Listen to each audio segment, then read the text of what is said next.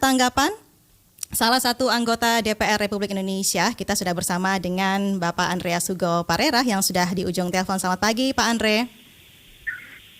Selamat pagi Ibu Kardin, selamat pagi para pendengar RRI ND yang budiman. Selamat pagi, salam sehat untuk kita semua. Salam sehat juga Pak Andre. Pak Andre, ini Anda bagaimana menanggapi pemindahan ibu kota ini? Ada anggapan bahwa ini sebagai wujud transformasi pembangunan Indonesia ya. Kalau Anda melihat pemindahan ibu kota ini seperti apa Pak Andre?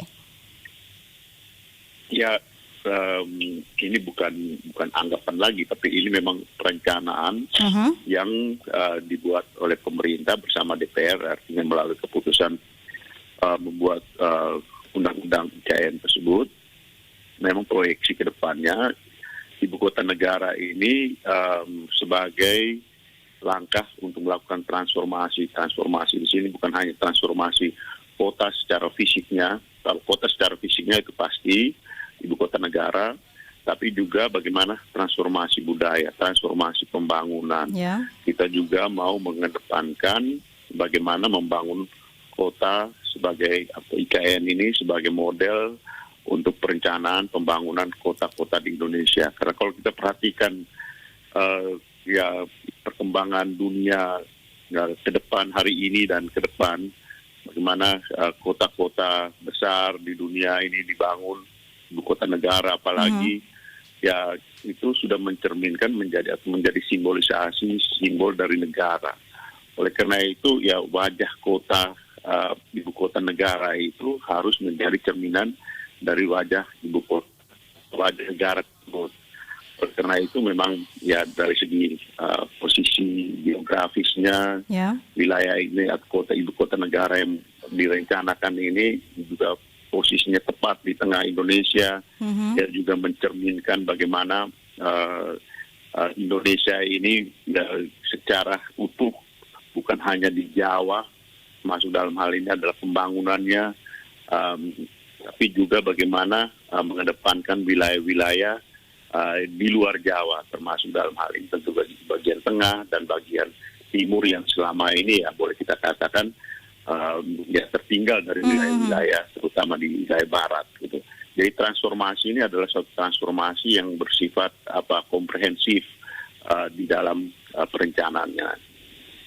Oke Pak Andre, seperti Anda katakan bahwa ini dampaknya juga salah satunya untuk daerah-daerah di wilayah timur Indonesia begitu ya. Memang ada yang bertanya-tanya selama ini Pak Andre ya, untuk kita di wilayah Nusa Tenggara Timur salah satunya sebenarnya apa sih ini dampak yang paling baik begitu, dampak positif yang bisa kita dapatkan dari kepindahan ibu kota ini Pak Andre, seperti apa ini kalau Anda melihatnya?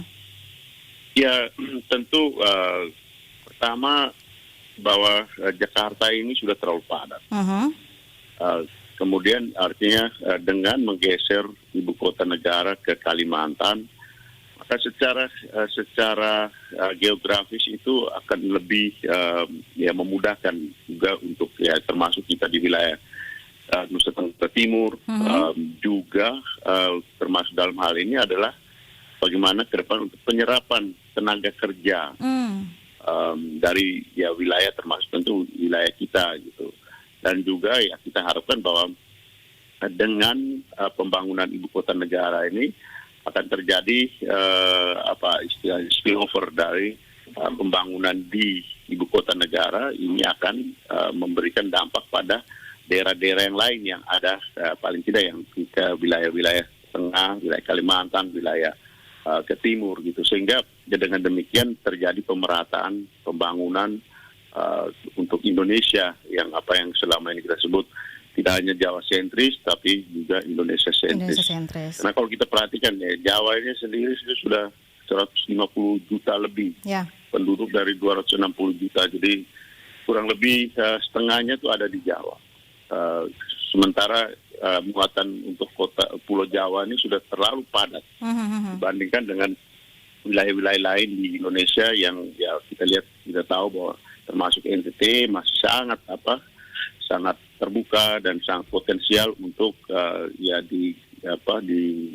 digarap potensi-potensi baik itu potensi di bidang pertanian, di bidang kelautan, dan terutama sumber daya manusia yang kita mempunyai sumber daya manusia yang sangat potensial dan jumlah maupun dari kualitas yang harus kita bangun untuk mempersiapkan Indonesia menuju Indonesia Emas tahun 2045 dan seterusnya. Oke, baik Pak Andre. Pak Andre, ini kalau memang kita bicara soal ini, memang pemerintah sendiri sudah menyiapkan ya bersama dengan DPR. Kita tinggal menunggu kapan waktunya begitu ya kepindahan ibu kota negara ini. Nah, sebagai masyarakat ini apa yang bisa Anda sampaikan, nilai edukasinya, pemahaman apa yang harus dipahami oleh masyarakat ini dalam terutama kita di Indonesia Timur begitu ya Pak Andre, untuk mendukung dari kepindahan ibu kota negara yang baru ini Pak Andre? Sekarang prosesnya sudah dimulai gitu dengan sudah diputuskan di undang-undang KN tersebut. Proses ini sudah dimulai dari mulai mempersiapkan perangkat-perangkat peraturannya, juga sudah mulai dilakukan pembangunan secara fisik di sana. Oleh karena itu yang kita yang di bagian timur, khususnya di Nusa Tenggara Timur, ya kita perlu mempersiapkan ya sumber daya manusia pasti. Sumber daya manusia kita, sehingga ya kita juga terlibat di dalam proses pembangunan tersebut gitu. Nah, selama ini kan kita tahu gitu ya banyak sekali tenaga-tenaga kerja kita yang secara mandiri mereka pergi ke Kalimantan. Kalimantan, merantau, ya. Dan mereka di sana memang merantau, berjuang untuk bekerja di sana dengan segala macam kemampuan yang mereka miliki gitu. Nah, sekarang kayak ke depan ya kita juga pastinya akan banyak menyerap tenaga kerja. Tapi tentu dengan kualifikasi yang ya perlu dipersiapkan untuk sampai kita bisa juga ikut di dalam proses ini gitu. Nah, ya ke depan juga tentu ya bagaimana ya kita juga berjuang supaya membangun jaringan hubungan transportasi dengan wilayah ibu kota negara tersebut, hingga ketika terjadi pembangunan di sana, proses pembangunan yang dilakukan di Kalimantan atau di wilayah ibu kota negara dan sekitarnya, itu akan punya dampak pada wilayah kita juga gitu. Nah, saya kira proses ini tentu tidak berjalan di dalam sekejap, tapi ini perlu waktu gitu. Tapi yang pasti yang perlu kita persiapkan adalah bagaimana sumber daya manusia kita. Gitu. Baik Pak Andre ya, artinya ini karena tidak menutup kemungkinan setelah menjadi ibu kota negara baru, baik itu Kalimantan Timur maupun wilayah Kalimantan lainnya ini, standar kualifikasinya ini juga bisa berubah begitu ya, lebih tinggi lagi. Jadi SDM, bagaimana kita terlibat dalam proses pembangunan seperti Anda sampaikan harus dipersiapkan lebih matang lagi Pak Andre ya. Itu yang menjadi catatan kita pagi ini untuk masyarakat NTT khususnya seperti itu. Pak Andre, terima kasih ini untuk informasinya, tanggapan Anda pagi ini ya bersama dengan Persatu RRI-ND. Mudah-mudahan seperti yang Anda sampaikan tadi, kita NTT lebih siap lagi ke depannya ya untuk menyambut ibu kota negara yang baru ini Pak Andreas. Terima kasih, salam sehat Pak Andreas, selamat pagi.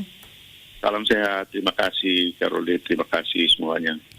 Itu dia pendengar ya, terkait dengan ibu kota negara yang baru, catatan penting dari Pak Andreas Hugo Parera untuk masyarakat Indonesia Timur termasuk Nusa Tenggara Timur pendengar ya.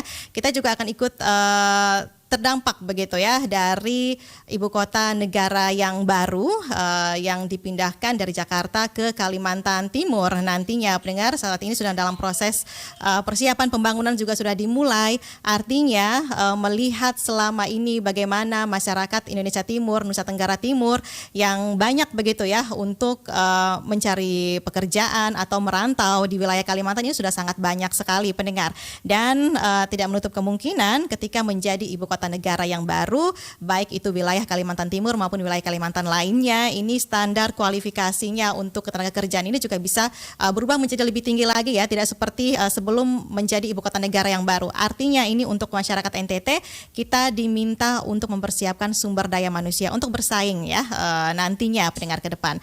Nah, itu dia pendengar 3 topik pilihan yang